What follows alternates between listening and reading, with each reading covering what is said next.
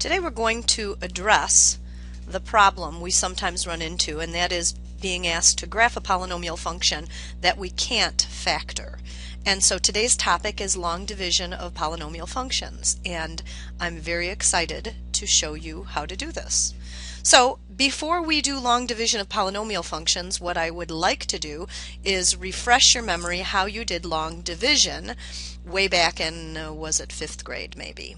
And so if you were asked to divide 585 by 3 with long division, the method that you did was to set it up like this.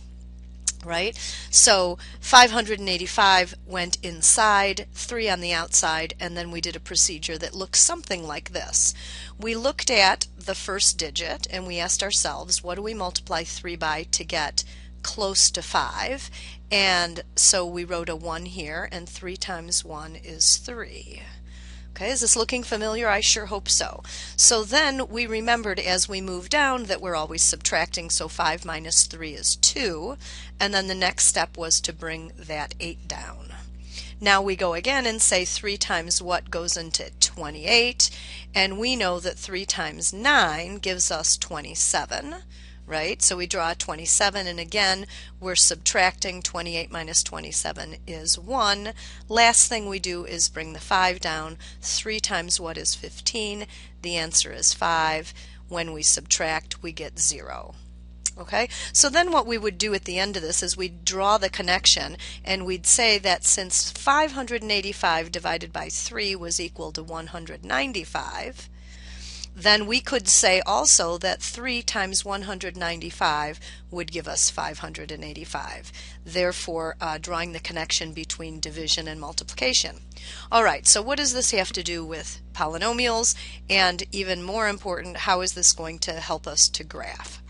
So here we go. Here is a division problem with polynomials. I ask you to take 2x squared plus x plus, minus 15 and divide it by x plus 3. That's our job. So just like before, we're going to draw the division symbol and put the numerator, 2x squared plus x minus 15 on the outside and x plus 3 on the inside. All right, so here we go. Here's the procedure. We'll have lots of chances to practice this. So we look at only the first term of the binomial on the outside and the first term of the trinomial on the inside. And we ask ourselves, what do we multiply x by to get 2x squared? And the answer is 2x, right? And so then over on the side, we actually multiply the binomial by 2x, right? So we get 2x squared plus 6x. All right, and we draw the line. All right, so far so good. Now, just like in the other division problem, we subtract as we go down. So good news, these cancel out, and 1x minus 6x gives me negative 5x. Okay, just like we did before, we bring down the minus 15, and this time we're asking ourselves, we're going back to that x in this binomial, but this time asking, what do we multiply x by to get negative 5x? And the answer is negative 5. So over on the side, we do negative 5 times the binomial, and we get negative 5x minus 15. We draw the line, we subtract, right? And when we subtract here, it's the same as adding the opposites, and we get a remainder of 0. Okay, so just like before, we can say that if we take 2x squared plus x minus 15 and divide by x plus 3, we get 2x minus 5. We can therefore say that if we were to multiply the factors x plus 3 and 2x minus 5, we would get 2x squared plus x minus 15. All right, and so hopefully you are seeing that division, long division of polynomials, helps us to factor polynomials. All right, are you following me? I hope so. All right, so here's the big one.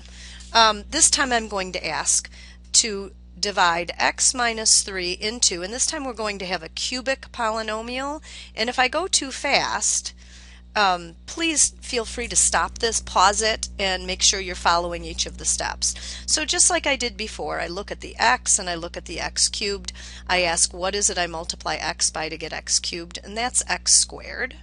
So then I multiply x squared by x minus 3 and I get x cubed minus 3x squared. I draw the line and I subtract, and I have to make sure I'm very, very good at my subtracting. This cancels out. When I take a negative 2x squared and subtract a negative 3x squared, that's the same as adding 3x squared.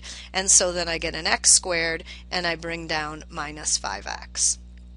Once again, I look at the x squared here, the x there, I ask what do I multiply by, and what I multiply by is x. So now I multiply the binomial and I get x squared minus 3x. I subtract again, these cancel out, and this time negative 5x minus a negative 3x gives me negative 2x. I bring down a plus 6. Last time through, I ask myself, I've got a 2x here, an x there, a negative 2x, so what I multiply by is negative 2. So I get negative 2x plus 6, I subtract, and what I get is 0. All right, so using the same approach that we did up there, we're going to say that if we multiply x minus 3 times x squared plus x minus 2, we will get this cubic polynomial x cubed minus 2x squared minus 5x plus 6. All right, so what about if I turned this question around and I started with this and I said graph it? And you would look at this and you'd say, wait a minute, we don't know how to factor a cubic polynomial like that. Okay? So I would say, let me give you a hint. I am going to tell you that x minus 3 is one of the two factors, and you have to find the other two. Okay? And then graph it. All right? So if you go back and you look here, it doesn't appear that we found two factors, but this polynomial, the solution here, we call this the quotient, can be factored to x plus 2, x minus 1. So if I give you, for a cubic polynomial, one of the factors, you would do long division and come up with the other two factors.